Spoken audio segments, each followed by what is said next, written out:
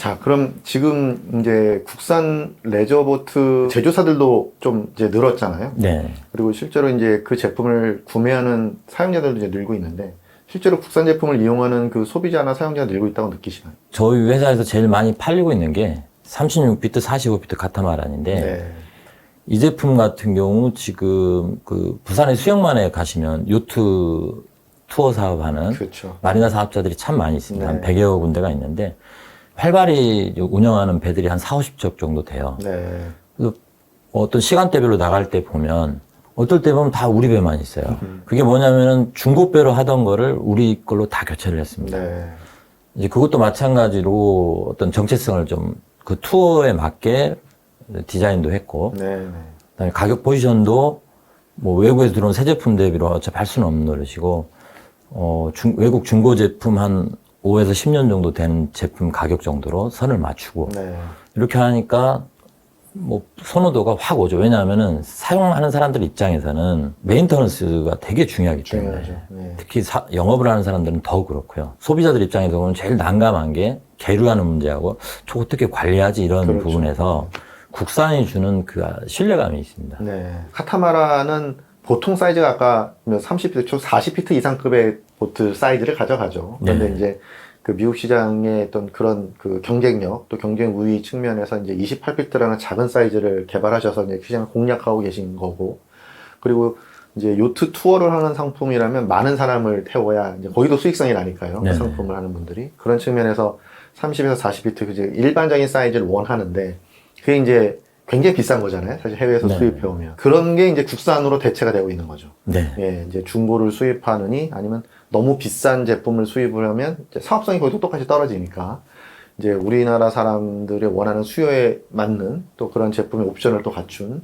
그런 부분들이 열린다는 측면에서 이 해양 레저가 해양 관광과 이제 결합이 되면서 생기는 수요들이 이제 국산 제조에도 이제 긍정적으로 기여한다는 것을 알 수가 있을 것 같습니다. 해양레저 산업을 이제 발전시키는 과정에서 사실 어떤 산업이라는 것이 결국 이제 법률이나 제도가 또 잘 정비가 돼 줘야 이제 그러한 어떤 체계나 또 육성할 수 있는 기반이 마련되잖아요.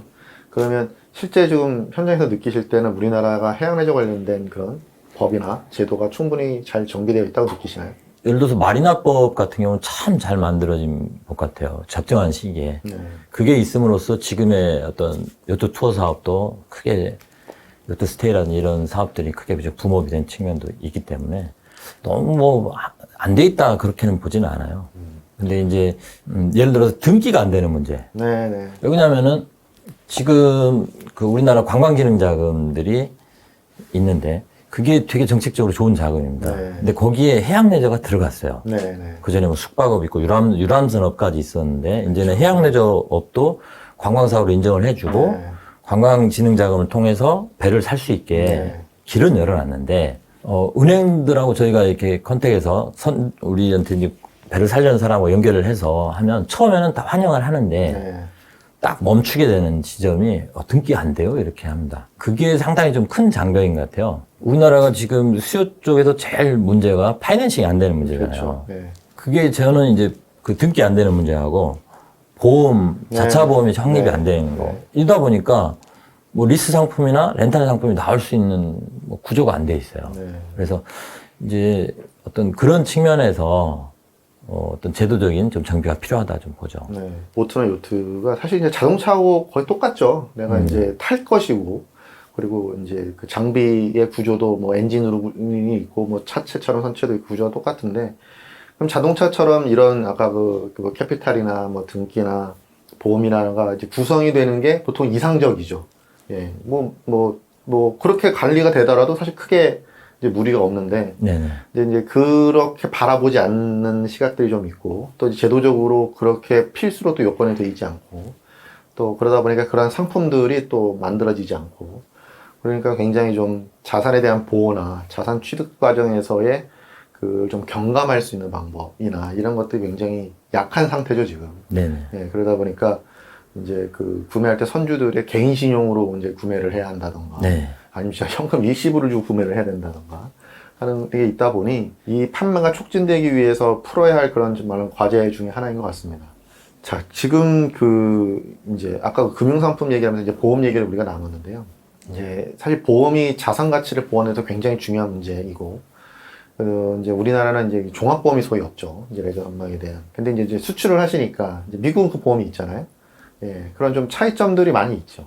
다들 우리가 수출한다고 하면 뭐 인증이라든지 까다롭지 않다냐 하는데 저희가 이제 미국을 선택했던 것도 미국은 의외로 그런 게 별로 없습니다. 기본적으로 그쪽에서는 뭐 파이낸싱이 잘 되고 보험 뭐 기본적으로 체계적으로 되기 때문에 고객들이 자기 신용만 있으면 배를 쉽게 살 수 있는 그런 구조죠. 네. 이제 우리 같은 경우는 아까 말씀하셨듯이 기본적으로 현금 들고 와야 되는 상황이기 때문에 다들 한 절반 이상은 리스 대우, 캐피탈 대우 다 하거든요. 그렇죠. 거기에서 다 이제 멈추게 되는 거죠. 사실 미국에 있는 보험들을 보고 옵션을 좀 보면 굉장히 좀 이 보트나 요트의 특성에 맞는 그 보험들과 옵션이 잘 돼 있더라고요. 예를 들어서 이제 그 장착되어 있는 여러 그 전자장비들 예. 그런 것도 이제 보험으로 묶을 수가 있어요. 그거만 따로 옵션으로. 이제 그래서 그 자산에 대한 어떤 그 이제 보호가 확실히 된다라고 하는 그런 느낌을 사용자들이 받을 수 있게끔 구성이 돼 있어서 한국도 확실히 이제 이런 금융 상품들이 필요하지 않을까 생각이 듭니다. 자, 그런데 이제 지금 그 교육 얘기를 조금 여쭤보고 싶은데 사실 이렇게 제조를 하시고 하면 직원도 많이 필요하시고 사람도 뽑으셔야 할 텐데 그럴 때 어떻게 사람 뽑기 좀 쉽나요? 사람 뽑기가 제일 힘들죠. 이게 지금 사실 전공자가 없잖아요. 네. 그러니까 우리나라에 이제 조선학과는 대학들에 많이 있죠. 하지만 그 조선학과는 이제 일반 그 대형 조선소, 뭐 상선이나 어떤 커머셜한 그런 선박들을 만드는 걸 목적으로 배우는 거고, 지금 이제 레저보트 또 이게 FRP 이런 거를 배우는 학과가 지금 사실 없는 건데, 이게 외국에는 있거든요. 이제 뭐 미국이나 영국 같은 경우에는 대학에서 이 보트를 빌딩하는 거를 이제 4년 동안 배워가는 학과들이 있습니다. 그래서 그 대학들은 이제 그 전공을 보트 제조사, 빌딩하는 제조사하고 같이 협업을 해요. 그래서 여기서 전공을 마치고 또 현장 실습이 필요한 또 고학년이 되면 실제로 그 공장에 가서도 일도 하고 그 공장과 이제 교류를 통해서 인재 양성을 하는 거죠. 그럼 이 친구들이 나중에 이제 가서 일을 할 수 있게끔 만들어서 실제로 좀 내가 이 분야의 전문 인력을 양성할 수 있는 길을 학교에서 좀 열어주고 또 업계는 그걸 또 채용을 해가고 하는 부분에 있어서 그 제품의 경쟁력을 유지하는 면이 있습니다. 우리나라도 좀 있으면 좋을 텐데요. 그렇죠. 그나마 지금 인하공전에서 하는 인력 그 양성 프로젝트들. 거기에서 나름 이제 몇 년 하면서 커리큘럼도 많이 좀 잘 잡힌 것 같고, 좀 그런 식으로 뭐 정규 과정은 아니더라도 그렇게 어떤 스쿨 개념으로 안정적으로라도 좀 그런 것들이 좀 몇 군데, 한 두세 군데라도 좀 자리를 잡으면 좋겠다는 생각은 하고요. 사실 지금 인하공전에서 이제 하는 교육은 이제 그 저희 경대학내저 인력양성센터에서 하는 이제 FRP 선체 교육을 인하공전과 이제 함께 하는 것이거든요. 그래서 저희가 이제 1년에 2기수 정도를 이제 배출을 하는 거죠. 그래서 FRP를 이제 레더부트 쪽에 그 만드는 부분에 이제 유지 보수하는 측면에 대한 교육이죠. 이제 보트를 빌딩하는 교육은 아니고. 그런데 그 교육을 하다 보면 당연히 이제 빌딩을 하고 싶어 하는 수요도 생기고. 근데 이제 학교가 제일 우려하는 지점은 이게 취업처죠, 사실. 취업처. 맞습니다. 취업이 충분히 되느냐에 대한 문제인데, 이게 또 물려 있죠. 아까 말씀처럼 좀 수출도 되고 제품화가 잘 되고 상용화가 좀 잘 돼서 이제 그럼 당연히 인력이 더 필요하고 또 이제 인력이 또 들어와서 좋은 제품을 또 만들면 또 공장이 또 커지고 이제 이런 게 선순환으로 가는 건데, 근데 현재의 지금 우리나라에 있는 그 보트 제조사들의 어떤 규모나 이제 그렇게 봤을 때는 좀 아쉬운 점이 있지만, 이 해양레저의 보트 제조라는 부분이 앞으로 대한민국에서 유지돼 나간다면 또 이게 살아남으려면 이 좋은 인력이 들어오고 이제 이 친구들이 꾸준하게 이 업계에서 자리를 잡고 일할 수 있는 여건이 마련되는 부분이 있죠. 그런 측면에서 뭔가 이 전공 체계가 필요해서 전문 인력이 좀 체계적으로 유입되지 않을까 하는 생각이 또 듭니다. 자, 이제 마지막 질문인데요. 지금 이제 우리 과거 10년을 한번 봤습니다. 그럼 이제 앞으로의 우리 대한민국 해양레저 산업의 10년 뒤는 어떻게 될까요? 우리나라가 그 해양레저 장비는 정말 잘 할 수 있는 나라라고 봐요, 기본적으로. 왜냐하면은 우리나라 사람들이 이렇게 아기자기한 걸 잘 만들어요.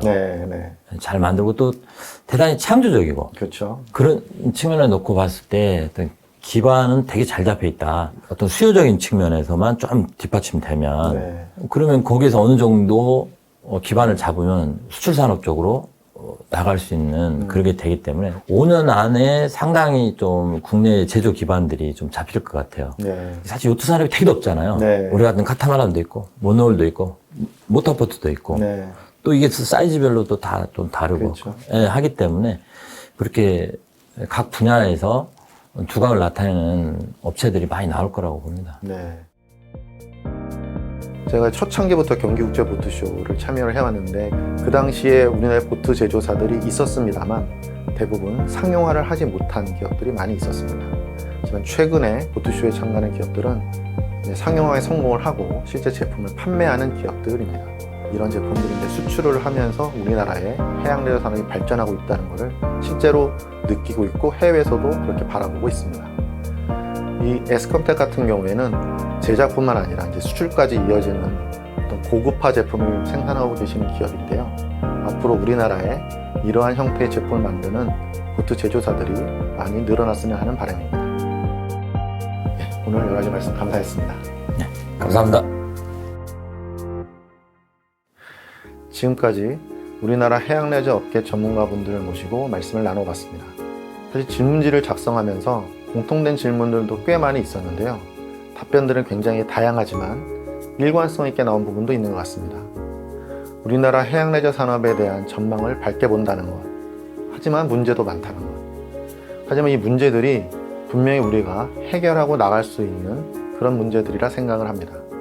해양레저 산업이 분명 우리나라 경제와 일자리 또 국민들의 삶의 힐링에 도움이 된다면 정부와 업계 그리고 우리 모두는 해양레저 산업의 발전을 위한 노력을 하는 것이 맞다고 봅니다.